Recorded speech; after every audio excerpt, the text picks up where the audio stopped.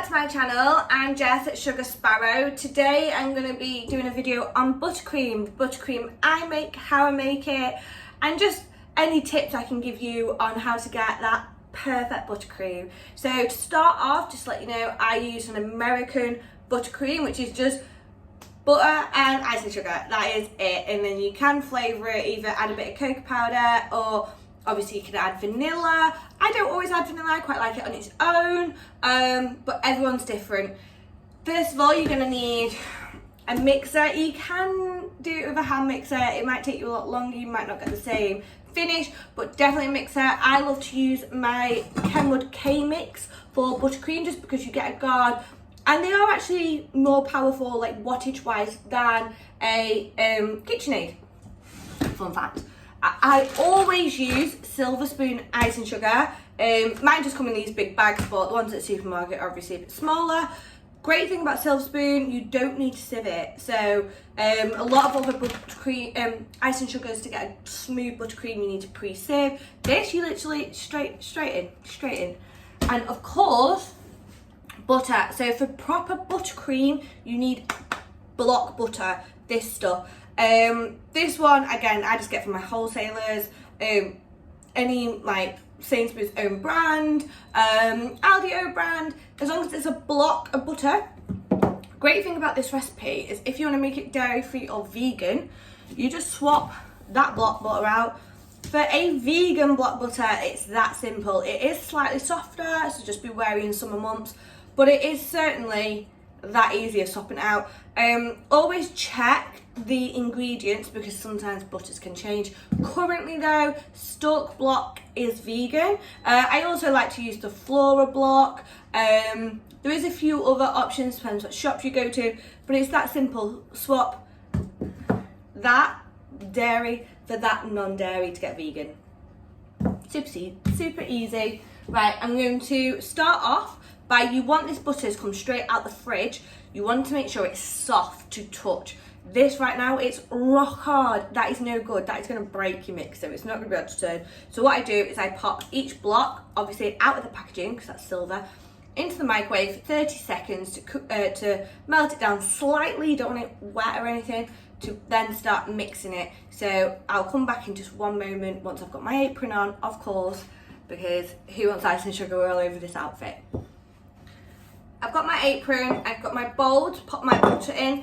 When they're straight out the fridge, I do one at a time. If they are slightly room temperature already, or already feel a little bit soft, put both of them in the bowl together for 30 seconds, and then it's not technically been there as powerful because you're sharing the wattage. But we'll get that in there. What I do is I put both blocks into my bowl at the same time, and I mix it. First off, I start off like a medium speed just to get it going, and then I scrape down the sides, and then that's when we whip it, and we're going to put it on a high for up to 10 minutes until you find it looks that white you're looking for. The longer you whip butter, the more white it will go, and it'll take that yellow out, and that is what you want to achieve. You're never going to get, like you see in America and on Costco cakes, white buttercream, like literally white. The reason for that is it's just the additives they can use compared to us. A lot of the time it's actually a frosting, so they use stuff like a gelatin or a snow mellow, not butter, which if you knew what snow mellow was, if you saw it, it's horrible. It's like a glucosey kind of item. It's not pleasant, but that's when you get that white buttercream. So the way I do it is I whip my butter up before I add my icing sugar, and then there is things you can add to get that little bit whiter. Titanium dioxide, I think it is, which is like a powder that can make your buttercream whiter, and also stuff like here, the Colour Mill White, that will make it slightly whiter. Other things you can do is add a drop of violet colour, because colour theory, yellow and violet will knock each other out. So the like purple shampoo on blonde hair will make it whiter. It's just colour theory. So let's get this out the microwave, and then I'm going to pop this on. I am going to not film whilst the mixer is on because it is so noisy. and nobody wants to listen to a mixing it for 10 minutes straight. So if there's any butter left over, you want to make sure you get the whole amount. For reference, the reason why I do 2 blocks of butter, which is 500 grams total, and then I use 1,000 kilos of that, so it's double. You always use double ice and sugar to your butter. It's because this will be enough, roughly, for to crumb coat a cake and then decoration. It depends on the size of your cake, and you might need a bit more, but this will certainly do for either, if you've already crumb coated it, decorating this and decorating cupcakes. Obviously I do up to 20 cakes a week, so I just make big batches again and again and again. I find it much easier. Another amazing thing is buttercream. It doesn't go off. You don't need to bin it. The date on it, what you should go by, is the date that's on the pack of your butter. So for instance, today is the 11th of January. This butter goes off on the best before the 22nd of Feb. So if you've got any left over, it's good for a month. And also with sugar, things will last a lot longer. So don't be binning it, keep it in your fridge, use it for next week, make sure it's wrapped up and labelled. Or if you're not going to be baking again for a while, pop it in the freezer. Absolutely fine, no need to waste it. I see people say that all the time, like, oh, what do you do with your leftover buttercream? It's such a waste to throw in the bin. Don't throw it in the bin, what are you doing? Unless you're adding milk or anything that will perish quicker, it doesn't need to go in the bin. But I don't add milk to my recipe, and I don't think I ever will. I like it as it is. So I'm going to turn that on and come back when it's whipped up a bit more. So I've got to a stage where the butter's been mixing on its own now for, I think it was about 5-6 minutes. It will depend on the temperature of your room as well, how quick it mixes. If your room is really cold, the butter's going to stay still cooler because your bowl's cooler, so it does take a little bit longer to mix. If it's a summer's day and your room's really warm, it's going to whip quicker just because everything else is warm around it. So I'm just going to show you. So this is as it is at the moment, and then what I'm going to do is scrape all the sides down, because obviously you will get parts of where it's stuck directly to the bowl that you can probably see there that are a bit more yellow compared to the bits that are a bit more white that had been stuck like on the beater. You can use a whisk on here. Just be careful though, because if your butter is too cold, it will knacker your whisk. But you do get quite a fluffy look, but I just like to stick to the beater. So what I'm going to do, like that, now it's straight down, pop it back on. This is where I'm going to put it on high, probably for another 5 minutes, have a look, and then once it starts to get white, I'll show you. That's when I'll determine whether to turn it off, but you could be looking at up to 8 minutes. Again, it depends on the temperature of your room. So this has now been mixing again for another 5 or so minutes. You can already see it's a lot whiter than that original block of butter was. It's also nice and soft. What I'm going to do is get all that off that beater. And see, lighting in here is not amazing, I'll be honest. I'm getting a new ring light this week,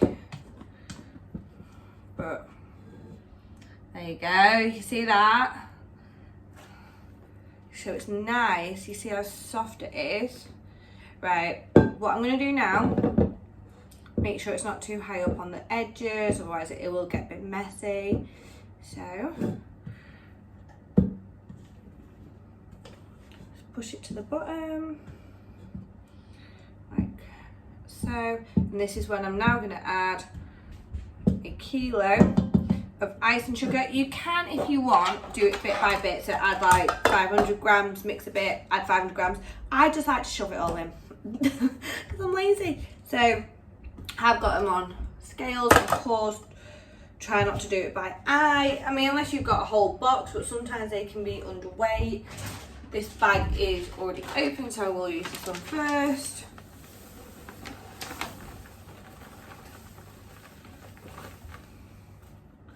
Now, that is a kilo, 1,000 grams. You see the cloud of icing sugar. Absolute nuisance. That's what makes everything so sticky. Right, I'll level it off. You see it on there, lovely. pop it back under my mixer.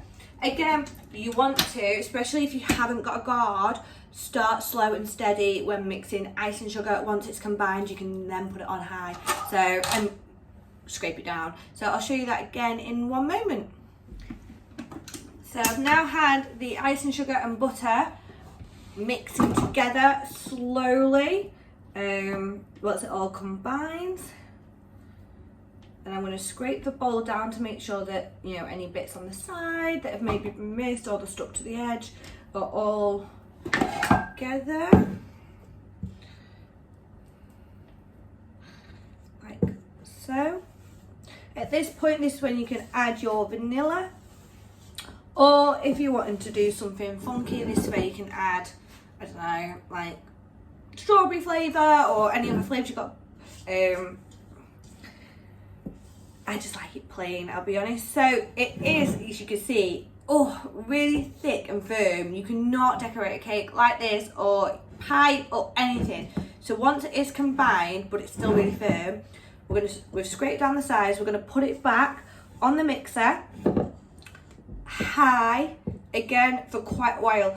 Honestly, I think buttercream probably takes longer than it does to mix a cake, but if you want to get that good silky smooth buttercream that's perfect for decorating and crumb coating, this is what you got to do. So back on it goes. One little trick that I do find quite useful, if you have leftover buttercream from last week, even if it's a little amount, as long as it's the same colour, same flavour, obviously you're not mixing like non-dairy with dairy, anything like that. When you're mixing your butter right at the start, if you've got any leftover buttercream from last week, pop that in and it will actually get smoother faster and it will whip up a lot quicker. I don't know what it is, maybe it's because it's already got a bit of sugar in it or it's already been pre-whipped, but that is a massive help. So if you can leave buttercream over to then save for the next week, I highly recommend it. But this is buttercream just on its own. Back on we go. Again, I'm probably going to put it on high for around 5 minutes and I'll show you the difference. Right, so it's been on my mixer for about 5 minutes on high. Probably wasn't even 5 minutes actually, I should have really timed this. It was more like 3. You can see already the difference in how smooth it is. One thing you need to remember is, even though it's now been mixed, it's been mixed for a while. Oh, look at that. So dreamy, can you say? So dreamy. This bowl is heavy. One thing to remember is, even though this is mixed now, if you're going to be waiting even 5-10 minutes before you then start to pipe, remix before you then put into in a bowl to add some colour. Or if you're about to crumb coat, if this was sat here for 10 minutes and then I was about to crumb coat, I would remix because one, it can get firmer and also it loses its smoothness. So the longer you leave it, it'll start to go, when you try and smooth it, it'll feel like it's dragging a bit. So always pre-mix between uses. And of course, if you get to the bottom of this and need more, you don't need to empty the bowl to make more. Leave the little buttercream that's in there, add your butter, and then continue as you would do. And again, like I said, adding buttercream to the butter at the start will get a quicker version. And that is it. That is how I do my buttercream. I've got nothing to decorate. I've just done this for a video. So thank you very much for watching. I will be releasing videos every week. Obviously check out my Instagram for updates, my TikTok for anything funny, cake related, and of course my Boss Babe Baking Bible is on my website, which has everything you need to know about starting a business, growing your baking business, social media, recipes, the lot. So thank you very much and I'll see you next week.